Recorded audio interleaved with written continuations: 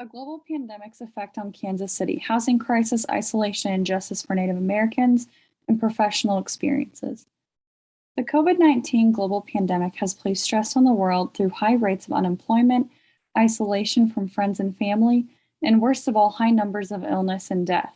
Since the very first death in the United States in February 2019, the United States has now averaged about 1,000 COVID-19 deaths a day. As of October 6, 2021, throughout the world, there have been a total of 4.8 million deaths. In this essay, I'll be discussing the effects the tragic pandemic has and continues to have on my hometown community where I currently reside, which is the Kansas City Metropolitan Area. Kansas City's unequal housing opportunities have been brought to light as promoting unequal gentrification since the 1990s. However, due to COVID-19's pandemic, unequal housing and unemployment has wreaked havoc on low-income workers, women, and people of color in the community and is continuing to push locals out of their home and into the streets. With the high number of unemployment, a moratorium was put in place to protect renters from being evicted from homes due to unemployment or inability to pay monthly rent. However, on August 1st, 2021, the moratorium to protect renting tenants was lifted and left over 40 million Americans at risk of eviction, with people of color twice as likely to be renters and therefore more at risk to be evicted and homeless. During this time, Casey Tenants Hotline, which is the local organization in Kansas City, helps renters to prevent eviction and receive help and payments towards rent. Their calls have doubled since this court's ruling. Of these tenants, those who have been evicted are homeless. Some have often fallen ill with COVID-19 themselves, leading to missing work and therefore being laid off.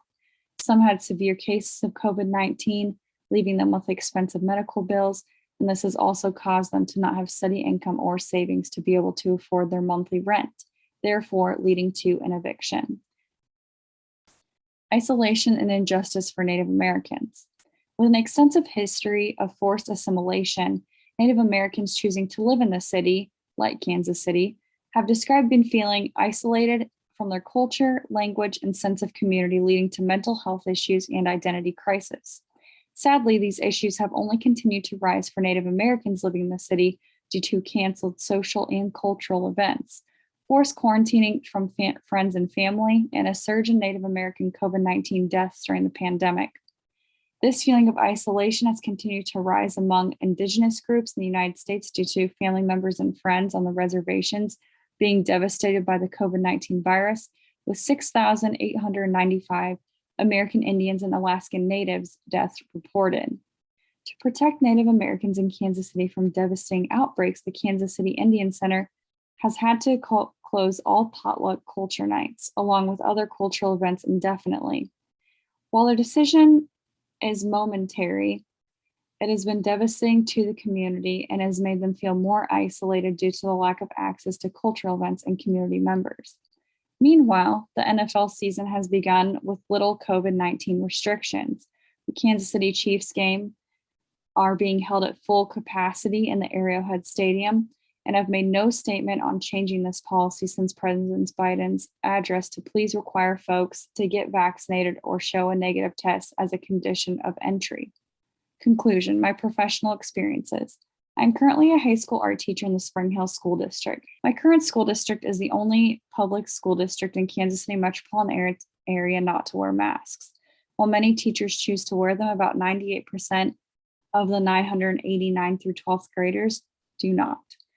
Kansas City Star and other local news have been putting Spring Hill School District in the spotlight for having the loosest COVID-19 protocols out of all of the public districts in Johnson County. Currently, the rate of absences has been very hard to keep up with students on their work. However, we've been heavily transitioned to using Google Classroom for all assignments so that whenever a student misses school, they can still be held accountable to get their work complete. While I do believe it is important for students to take a break from reading and watching COVID-19 related news, I also believe that discussing the current struggles of this time is imperative to teach students how to be more empathetic and kind to one another. Moreover, I hope it can allow students to understand the hardships that COVID-19 has brought to not only themselves and their own community, but to people all over the world. In these next slides, I have shown some close-ups of my work. as you can see, I have taken a Delta variant of COVID-19, painted that, and then I decided to collage these news articles and comics made about COVID-19 from the Kansas City Star and other local newspapers.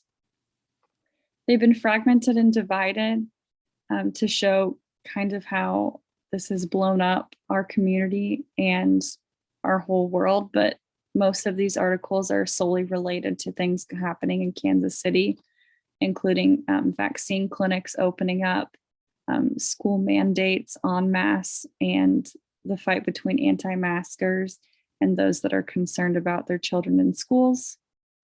And it also is displaying things happening with the chiefs opening up. What are the COVID cases since they have opened up, and statistics like that. Thank you for